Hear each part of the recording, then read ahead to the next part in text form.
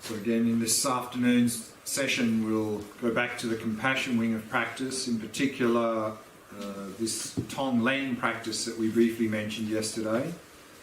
But before we do that, I thought it would be good to start with a 15-minute meditation, continuing the practice that we did this morning, the stillness in motion.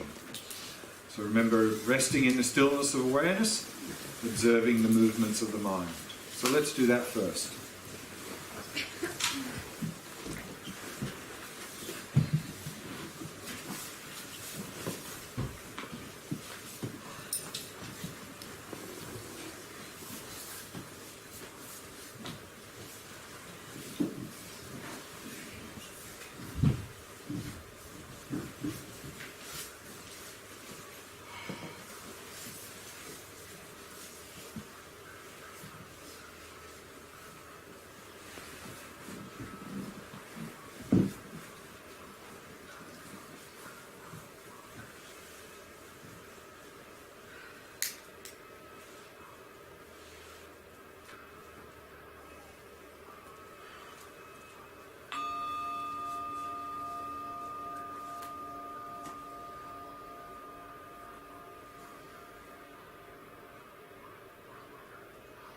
Setting the body into a state of relaxation, stillness, and vigilance.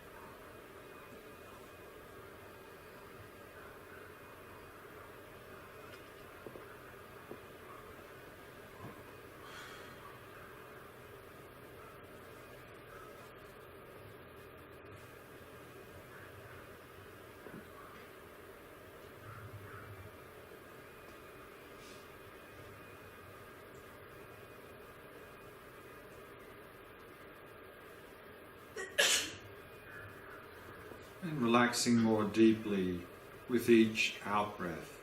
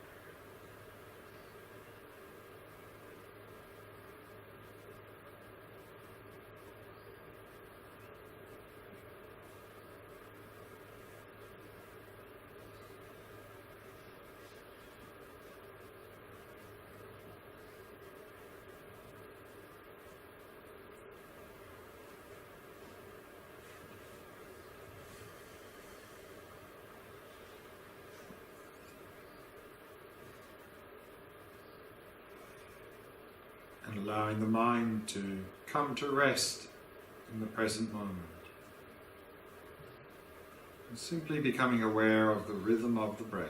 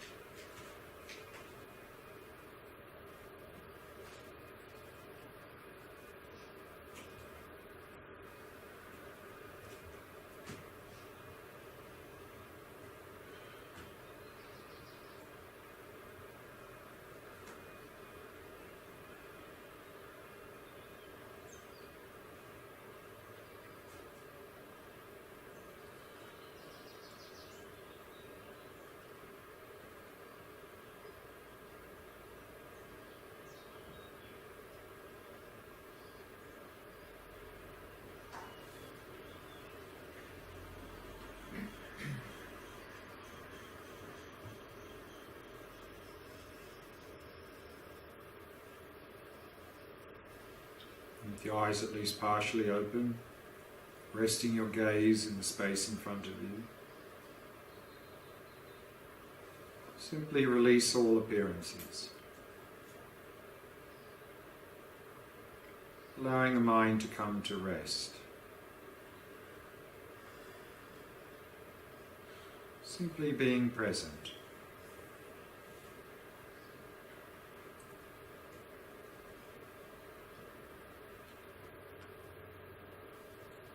Resting in awareness itself.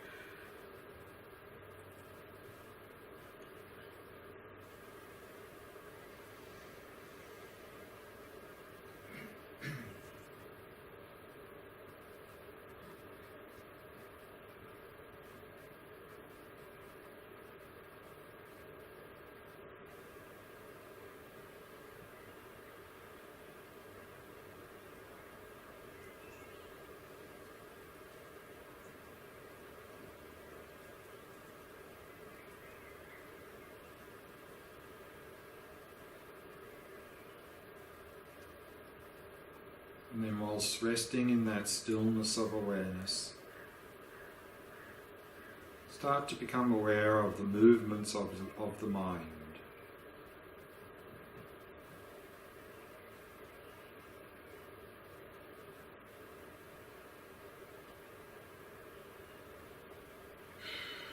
Noticing what's appearing in the mind.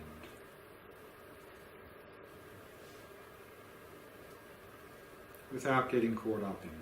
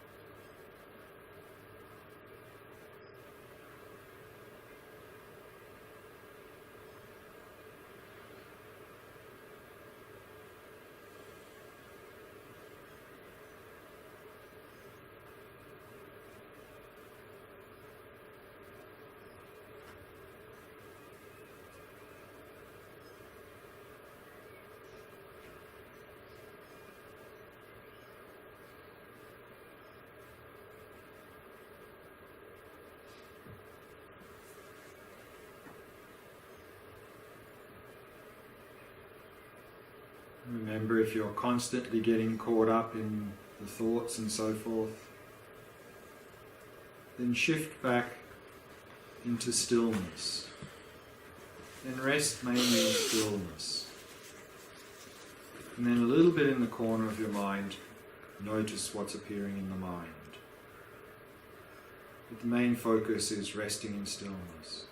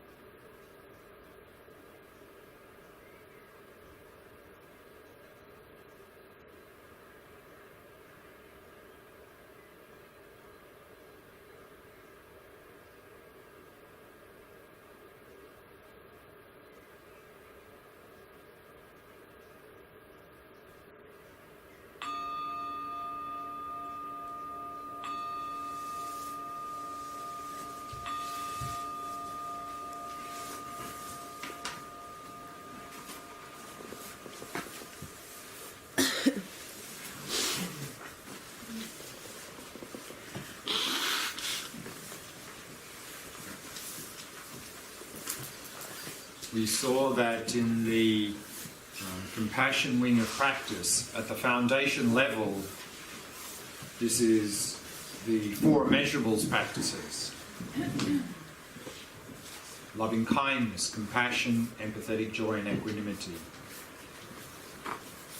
And that when we cultivate these, we do them in stages. That normally in the text it says that first we cultivate loving kindness and compassion and so forth to our friends because it's most easy.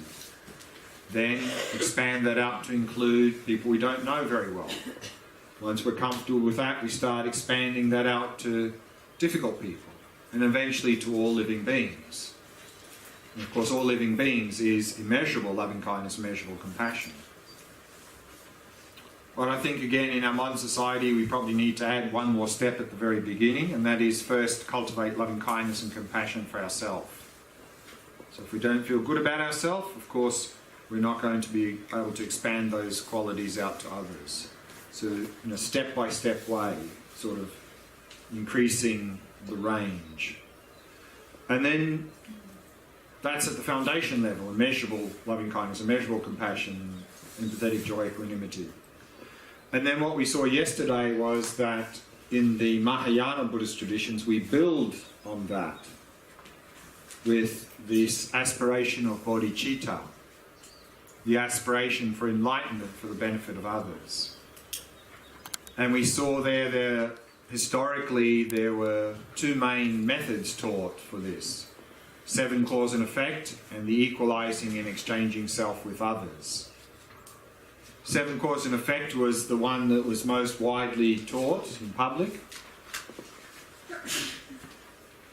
And as I mentioned yesterday, often that method can be a little bit problematic because inbuilt in that method is an assumption of a belief in rebirth, and also the first step of seeing everyone as our mother, and the idea being that we have end up with a sense of closeness to everyone.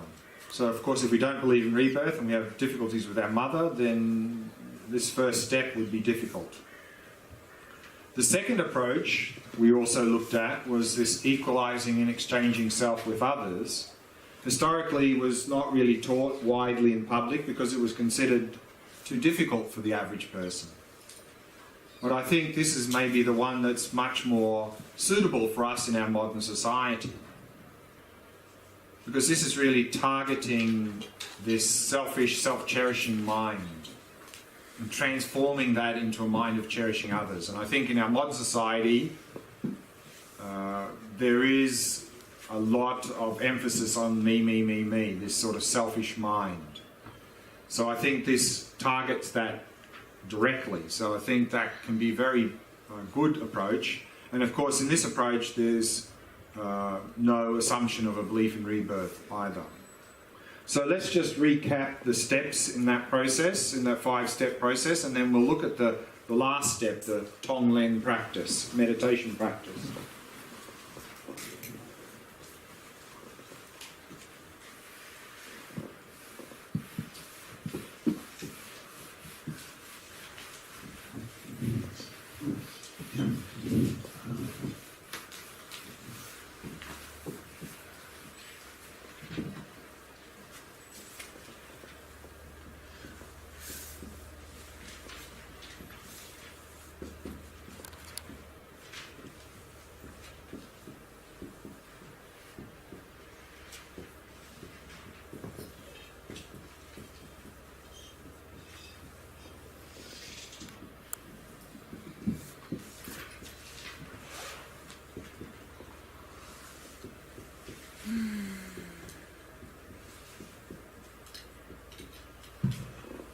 So the first step, of course, is to equalize self with others. And again, the reasoning here is somewhat similar to the equanimity from the 4 immeasurables.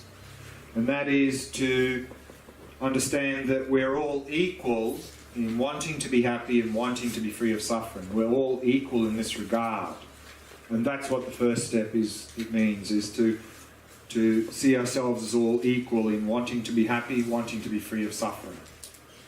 On that basis, then, we have the next two reflections.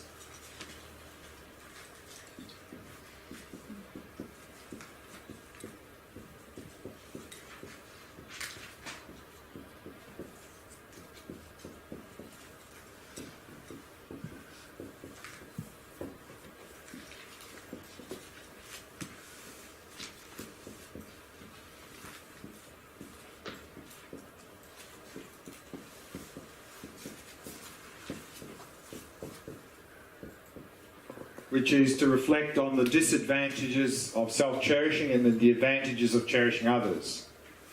So remember, this self-cherishing mind, that doesn't mean anything to do with feeling good about ourselves. Of course we need to feel good about ourselves. Self-cherishing is the selfish, self-centered attitude that sees my happiness as more important than the happiness of anyone else. And it could seem superficially that is actually the attitude we need if we want to find happiness, that we need to prioritise our happiness above and beyond others' happiness. But actually, if we reflect on that attitude, we'll see that it's not really bringing us any happiness, it's just bringing suffering. And we went through some of the points there yesterday on what are the disadvantages of this selfish, self-centered state of mind. And then, together with that, to reflect on the advantages of cherishing others, which are basically the flip side of the disadvantages of self-cherishing mind. And here also we saw yesterday that when we look at this mind of cherishing others, we need to, of course, make sure that it's always together with wisdom. Because otherwise, what often happens here is that we cherish others, we try and help others, and then they take advantage of us. And of course, if we allow that, then that's not the mind of compassion or loving kindness, because in some ways we're allowing them to behave badly. So therefore, we need to make sure we have wisdom here, and therefore not allow that anyone trying to take advantage of us. Be firm about that. And of course, then those two reflections will lead us to, in daily life, to whenever we notice a selfish state of mind, to replace that or exchange that with a mind of cherishing others. So that's the fourth step.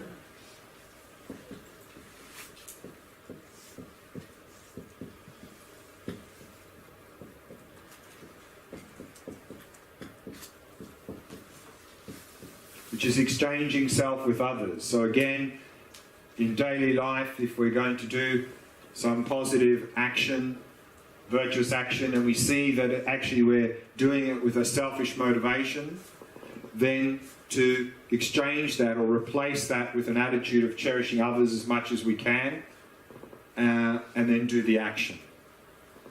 So even if we notice that there still is some selfishness left, still do the virtuous action. Otherwise, if we have the attitude that I'm only going to help others if there's no selfishness, I think you'll find it very difficult to even begin to help others.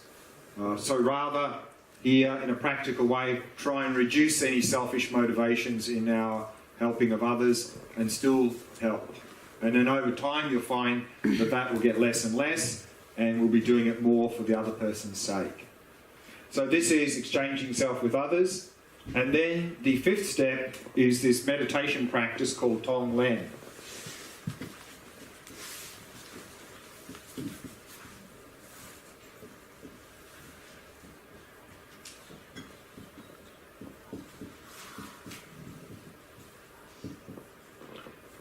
Giving and taking. So Glen is a Tibetan word which literally means giving and taking. And in this practice, what we are doing is we are imagining taking on the sufferings of others, and we're imagining giving our happiness away to them. And this is a very powerful technique or approach, because that really reduces the self-cherishing mind and increases the mind of cherishing others. Because the last thing the self-cherishing mind would want to do would be to take on any suffering from anyone, And the last thing the self-cherishing mind would want to do would be to give away any happiness to anyone. So by imagining taking the suffering and giving happiness, that is working against the self-cherishing mind, reducing it, and then of course increasing the mind of cherishing others. Or another way of saying that is this meditation is transforming our attachments and aversions into loving kindness and compassion. Now, how to do this practice? We've actually sort of done the two halves of this practice already when we earlier did the loving kindness meditation and the compassion meditation. So we're just sort of really putting those together. And with this practice, usually it's conjoined with the breath. So the in-breath, take the suffering, out-breath, give happiness. And the reason it's conjoined with the breath is that with the breath, it helps us to keep us to stay focused on the practice. Now, like the loving kindness and compassion practices, we cultivate this in stages. So again, normally the normal stages are friend, stranger, difficult person, or living beings. But again, I think in our modern world, we need to start with ourselves. First, practice Tonglen with respect to ourselves, then slowly expand out to others. Now, how to do the practice?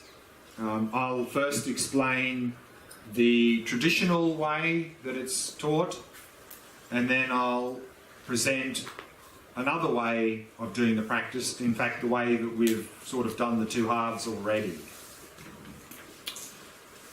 So again, we'll use an example of someone we know, and so we pick a person, imagine that person in front of us, and then imagine any suffering they have or mental afflictions in the form of black smoke filling their body. And then what we do on the in-breath, the traditional methods taught, is on each in-breath we imagine drawing that black smoke, which is symbolizing their mental afflictions and suffering, drawing that out of their body slowly, and then after some breaths, it's all collected here in a little cloud in front of our face. The next step is to then imagine our selfish, self-cherishing mind as in the form of a small black rock in the center of our chest. And then we take one in-breath and draw in the black smoke, imagining it comes down, touches the black rock, and they're both destroyed. Because it's our willingness to take suffering that destroys the self-cherishing mind. So that's the symbolism. And then usually that's the first part, the compassion part. And then the loving kindness part, we imagine in the center of our chest a white light.